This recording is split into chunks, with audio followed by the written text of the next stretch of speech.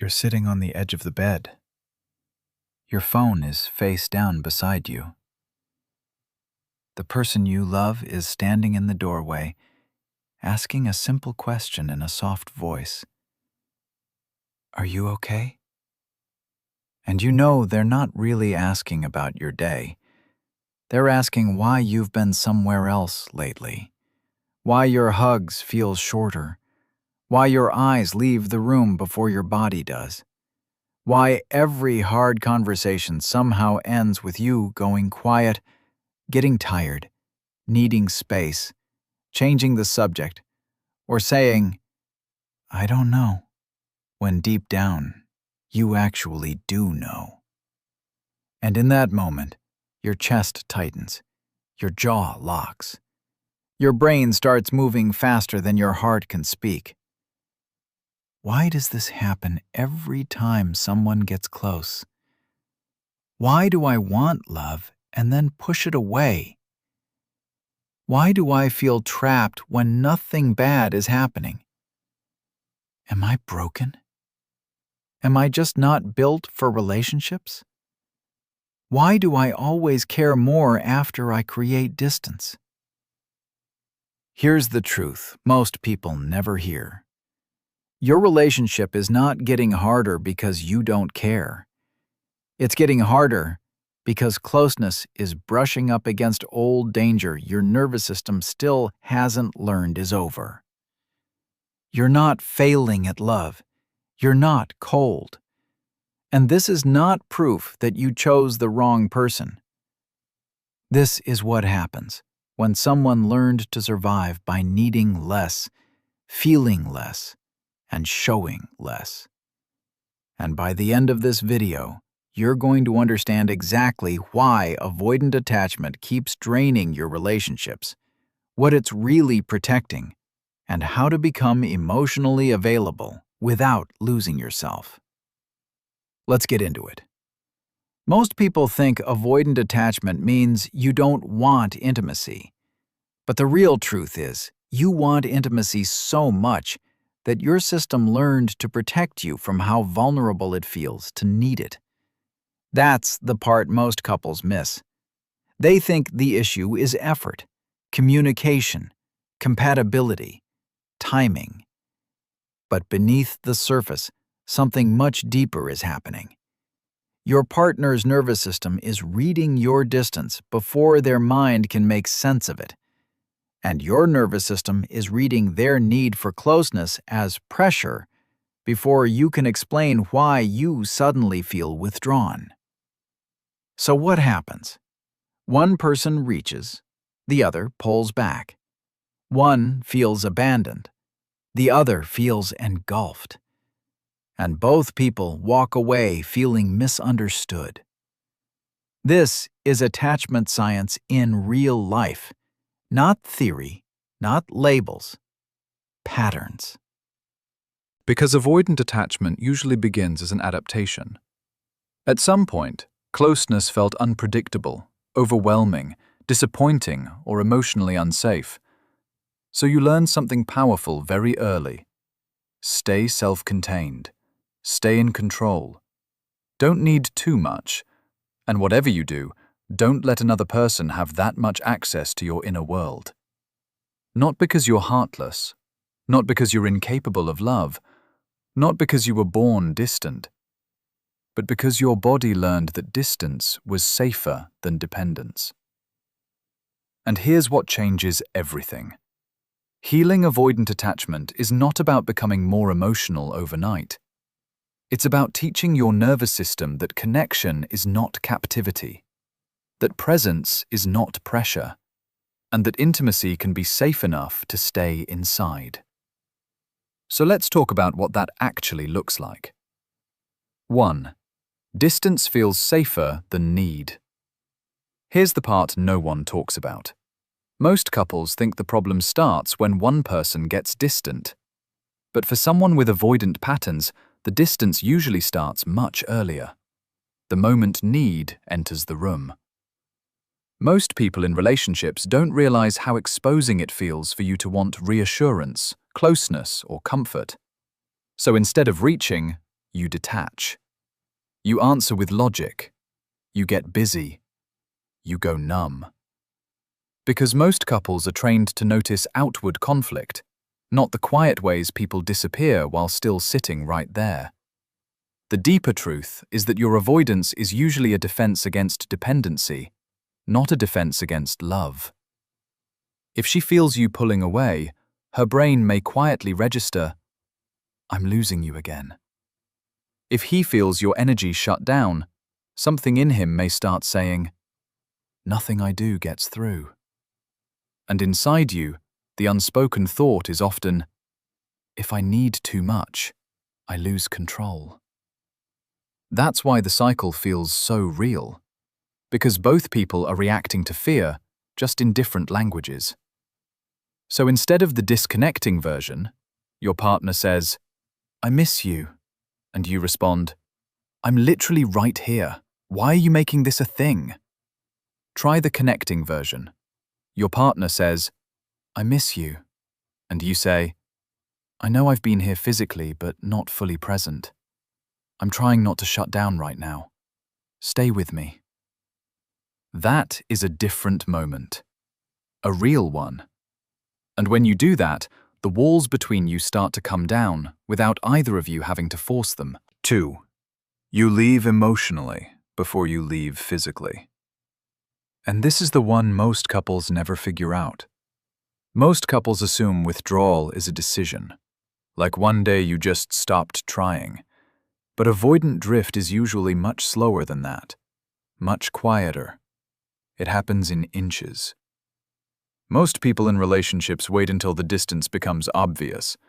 Less touch, less eye contact, less warmth, less curiosity. But what's really happening is that your system starts leaving the room long before your body does. You stop volunteering what you feel. You stop turning toward. You stop letting yourself be moved. The deeper emotional truth is that emotional availability doesn't disappear all at once. It goes underground, like water under frozen ground. Still there, still real, just harder to reach. And when your partner feels that shift, they don't just notice less connection. They feel less chosen. Their inner world starts whispering, "Do I still matter to you?" Meanwhile, you're sitting there thinking, "I don't even know how to explain what's happening without making it worse." So instead of the disconnecting version, you come home, your partner says, "How was your day?" And you say, "Fine," while scrolling your phone and heading for the kitchen. Try the connecting version. You come home, exhale, and say, "Honestly, I'm a little shut down right now. Nothing is wrong between us. I just need 10 minutes to land, and then I want to be with you." That's not a trick. That's not performative vulnerability. That's emotional presence with structure. And that's the shift that turns a relationship that feels like guessing into one that feels safe enough to stay inside. 3. Self-reliance can become isolation. This is where it gets really interesting. Most couples praise independence without asking what it's costing the relationship. And honestly, a lot of avoidant people are deeply admired for this. You look composed, capable, low maintenance, hard to rattle. But most people in relationships don't see that extreme self-reliance can become a beautifully decorated form of loneliness. You tell yourself you're handling it. You don't want to burden anyone. You'd rather process alone. You'd rather fix it yourself. And little by little, your partner stops feeling included in your inner life. The deeper truth is that healing is not about needing people in a chaotic way. It's about letting safe people matter in a real way. Not louder conversations, not more oversharing, not forcing yourself to become someone you're not, but allowing support to reach you without treating it like weakness. Because when she feels shut out, what moves through her is often, Why do I only get access to the polished version of you? When he feels you carrying everything alone, his mind may go, I want to be close to you, but I don't know where I fit. And inside you, the old pattern says, if I let someone help me, I owe them something. That is not intimacy. That is old survival logic dressed up as strength. So instead of the disconnecting version, your partner asks, do you want to talk about what's been stressing you out? And you say, no, I got it. Try the connecting version. Your partner asks, do you want to talk? And you say, I don't fully have words yet, but yeah, I don't want to do this one alone. That sentence changes the room. Because that's when your partner stops feeling like someone standing outside a locked door and starts feeling like a person invited in. 4. Conflict feels like capture. But here's what nobody explains. Most couples think conflict is hard because people don't know how to communicate. But for avoidant patterns, conflict often feels physically invasive before it feels relationally useful. Most people in relationships hear a partner say, we need to talk, and think, important conversation.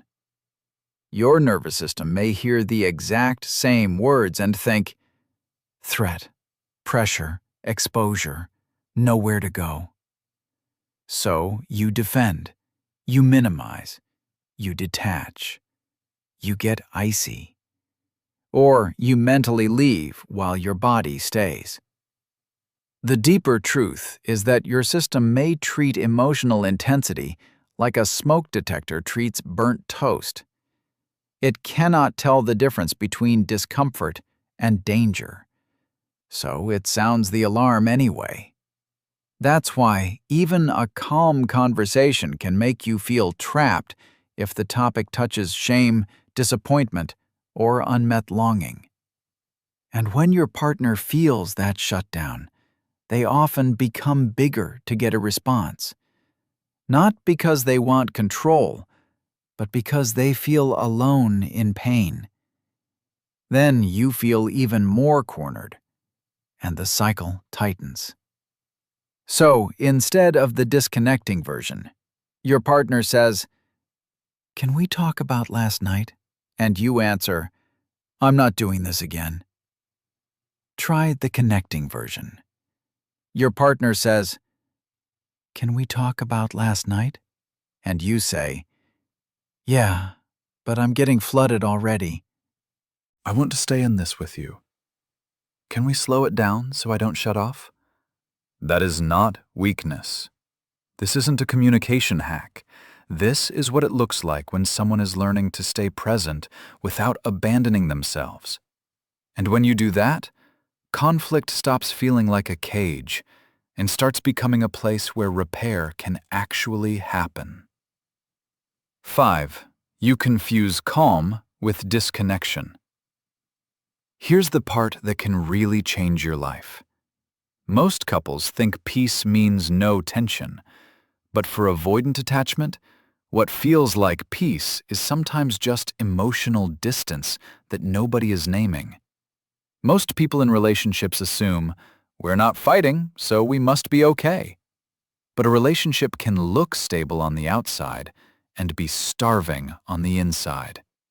No blow-ups, no drama, no big scenes, just two people slowly drifting while calling it maturity. The deeper truth is that real connection is not the absence of friction. It's the presence of aliveness, honesty, and repair. A lot of avoidant people grew up learning to value calm over closeness because calm felt safer. But connection asks more from you than staying regulated. It asks you to be reachable, to be known, to let your real self create real contact.